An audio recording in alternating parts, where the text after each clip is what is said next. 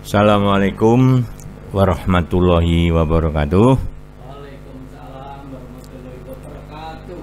Salam sejahtera bagi kita semua. Salam, Om Swastiastu, Namo Buddhaya, salam kebajikan, salam budaya, dan rahayu. Pada kesempatan siang hari ini, sebelum kita melanjutkan perbincangan, saya perkenalan lebih dulu siapa-siapa yang ada di ruangan ini. Yang pertama, saya sendiri, Pak Sumaryadi, dosen pada Prodi Tari FPSP UNY, yang kali ini sebagai host dari Dialog Budaya ini. Yang kedua, Bapak Dr. AM Susilo Pratoko MSI. Beliau ini dosen pada Prodi Musik di FPSP UNY, dan siang hari ini beliau selaku narasumber. Dan satu lagi ada Pak Lambertus Suweryo SPD. Beliau ini pemilik dari rumah produksi ini, sekaligus sebagai teknisi yang andal dan profesional. Nah, pada siang hari ini kita akan memperbincangkan salah satu dimensi budaya yang menarik, yang kami beri judul mitos antara kenyataan dan narasi. Boleh juga dibaca mitos antara kenyataan atau narasi. Berbicara tentang mitos, itu kalau kita lari ke Kamus Besar Bahasa Indonesia, karena biasanya kalau kita ketemu apa-apa itu larinya ke KBBI biasanya. Kita lari ke KBBI, maka di sana tertulis mitos adalah cerita suatu bangsa tentang dewa dan pahlawan zaman dahulu yang mengandung penafsiran tentang asal-usul semesta alam, manusia, dan bangsa itu sendiri, yang mengandung arti mendalam yang diungkapkan dengan cara gaib. Itu kata KBBI, Kamus Besar Bahasa Indonesia. Nah, untuk kali ini kita akan bertanya kepada narasumber kita, bagaimana tentang mitos itu menurut Bapak Susilo Pratoko. Pak Susilo, dipersilakan. Baik, terima kasih Pak Dr. Sumaryadi. Terima kasih juga sahabat dan teman dulu adik kelas saya di SMA, Lambertus Suweryo. Menarik sekali topik pada siang hari ini tentang mitos, karena nanti kita akan mengulik, dan di sana ternyata kita bisa membedah segala macam kejadian-kejadian yang ada, yang kita rasakan bersama. Mitos, kalau ini menurut James Dananjaya dalam bukunya Folklore, itu adalah cerita tentang dewa-dewi yang dianggap pernah ada.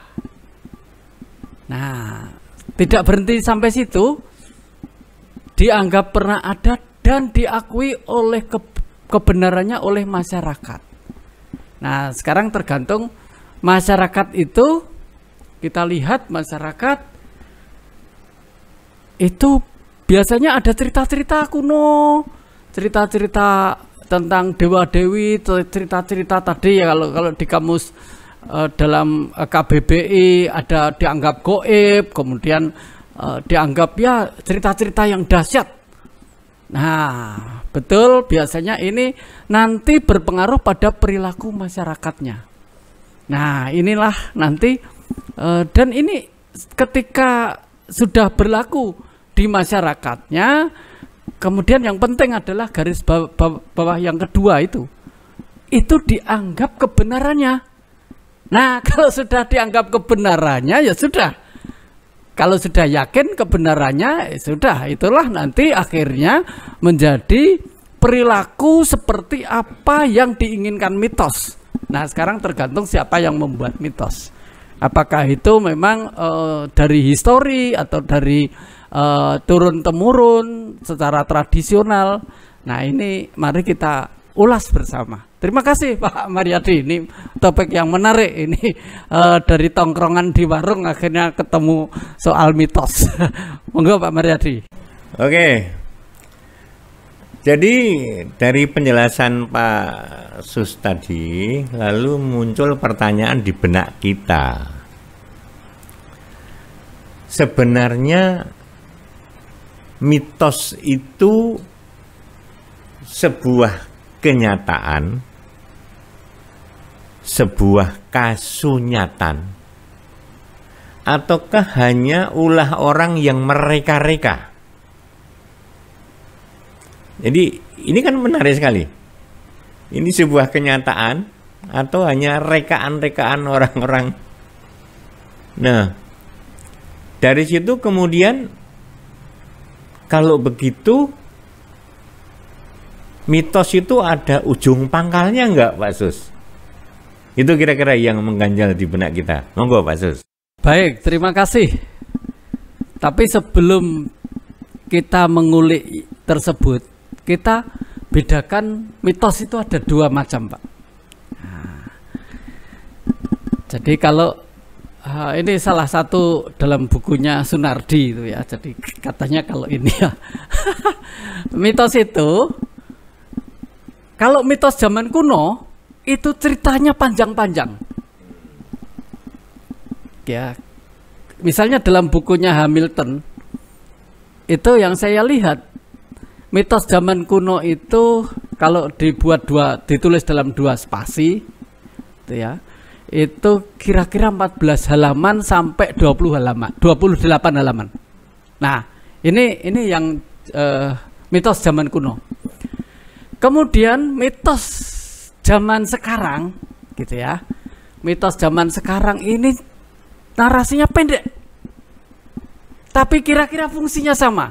Nanti kita lihat, fungsinya sama antara mitos yang ceritanya tadi sampai 28 halaman, atau sekarang ini mitos yang dibuat itu hanya kira-kira 1 alinea, bahkan hanya 2 baris.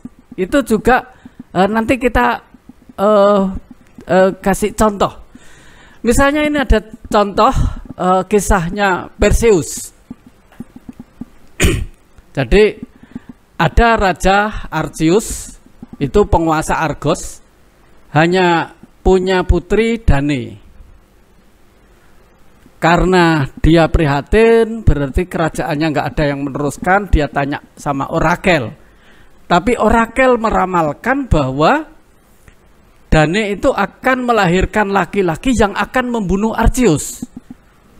Nah, karena Archius seorang raja cemas, Dane yang tadinya riang gembira dikurunglah dalam bunker emas. Karena di kerajaan itu ada bunker emas, tetapi ada satu bunker emas itu bisa dibuka, hanya bisa melihat langit.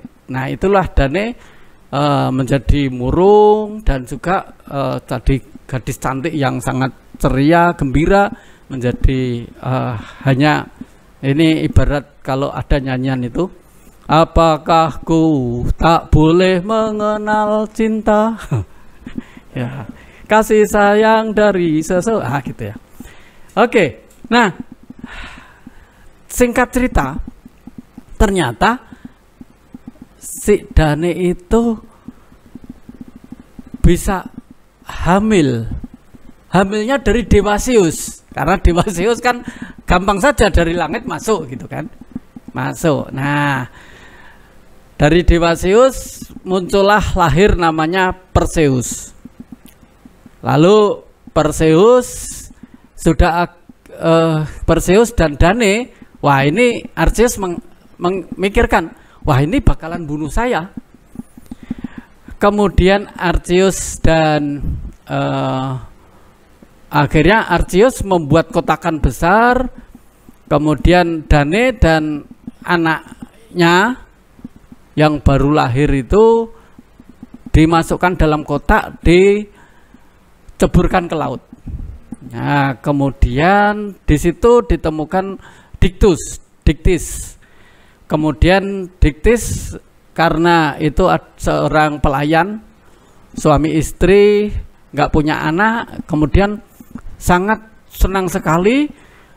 Kemudian Dane dan Perseus ini dianggap anak dan cucunya. Nah, ceritanya panjang tapi singkat cerita.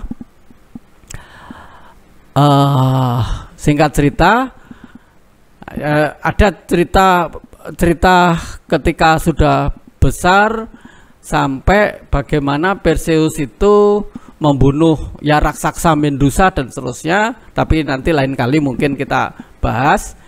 Tapi singkat cerita, ketika kembali ke negaranya di Argos, ternyata sudah Arceus itu sudah tidak jadi raja lagi dan rajanya yang lain. Kemudian si Perseus ini ada sayembara di raja bagian utara, kemudian dia ikut ke sana, ada sayembara lempar lembing, dan ketika itu dia ikut, ketika Perseus melempar cakram, bukan lembing cakram, kemudian ada seorang penonton yang kena dan ternyata itu adalah Arceus. Nah, dengan demikian bahwa ramalan orakel itu bahwa akan dibunuh oleh anaknya benar ya. Tetapi di tengah-tengah cerita itu bagaimana bagaimana si Perseus bisa akhirnya kembali dengan kesaktiannya itu diceritakan dalam mungkin ada sekitar 7 halaman sendiri ya, atau 10 halaman. Nah ini saya ambil ujungannya dan atas bawahnya. Nah kemudian kira-kira Pak, berarti ini bisa kita simpulkan ini hanya rekaan ataukah kasunyatan?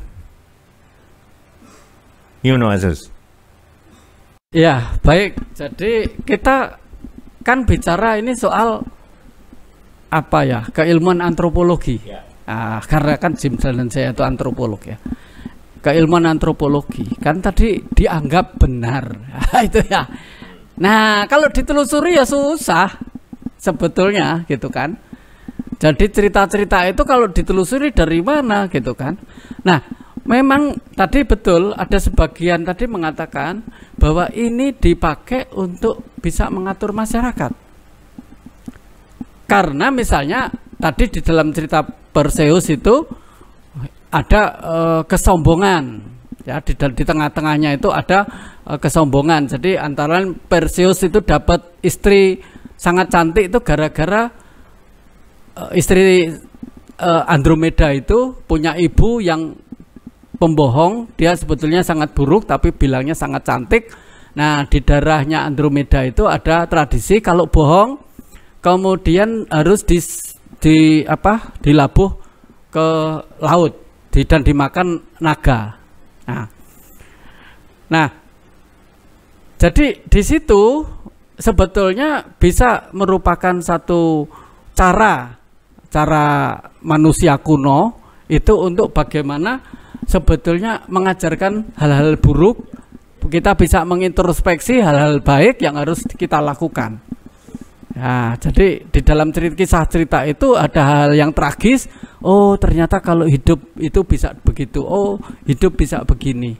Nah, juga ajaran-ajaran tentang kebaikan, keburukan dan seterusnya ada di situ. Nah, itu yang tadi yang kisah mitos yang panjang. Nah, otomatis kalau secara antropologi dan filsafat, kalau kita gali terus ya itu hanya cita-cita rekaan. Tapi kalau cerita-cerita rekaan itu sampai ratusan tahun, lah kan susah. Jadi biasanya kemudian cuma dikatakan ada pembukaan, konon zaman dahulu kala, kan konon leading dongeng, kan gitu. Jadi kan kita nggak bisa wong konon itu, lah siapa yang bilang gitu kan, nggak seperti ilmiah sekarang yang bilang sih ini, oke, kita bisa telusuri. Kamu bilang kemudian yuk kita lihat bareng. Apa memang itu goibnya ada enggak? Kalau enggak ada ya berarti bukan, itu kan. Jadi meng diweden-wedeni gitu kan. Nah, artinya secara rasional itu ya hanya cerita yang dibuat oleh manusia. Namun cerita-cerita itu dipoles sedemikian rupa sehingga betul-betul seram dan menakutkan dan seterusnya, ada kekuatan gaib di sana. Nah, ini yang dipoles oleh manusia sebetulnya. Ya, itu. Jadi kita maka cara pandangnya ya bagaimana rasionalisasi terhadap cerita itu. Jadi jangan dilihat pada goibnya, kemudian ada genderuwonya, gitu. Medusa itu juga genderuwonya. Oh, kalau gitu genderuwo apakah betul ada genderuwo? Betul gitu. Jadi di dalam kisah itu juga bahwa orang itu takut sama Medusa karena setiap lihat Medusa itu dia jadi patung batu. Nah, apakah benar ada kalau orang lihat orang terus jadi patung batu, itu kan menjadi persoalan tersendiri. Nah, ini makanya kita itu harus taat, ya toh. Ya kalau ya biasanya ini susah, antara keyakinan dan rasional ini susah. Nah, terus repotnya itu orang terus selalu gini ya Pak Sus, ya percaya nggak percaya ya. Pak, di kebun itu ada genderuwonya. Saya suka lihat. Ya gini ya Pak Sus, ya percaya nggak percaya. Nah, kalau saya ya tak demok pohonnya malam juga jam 12, oke ayo didemok. Ada orang yang berjenggot pakai baju putih, tidak, kalau nggak ada ya itu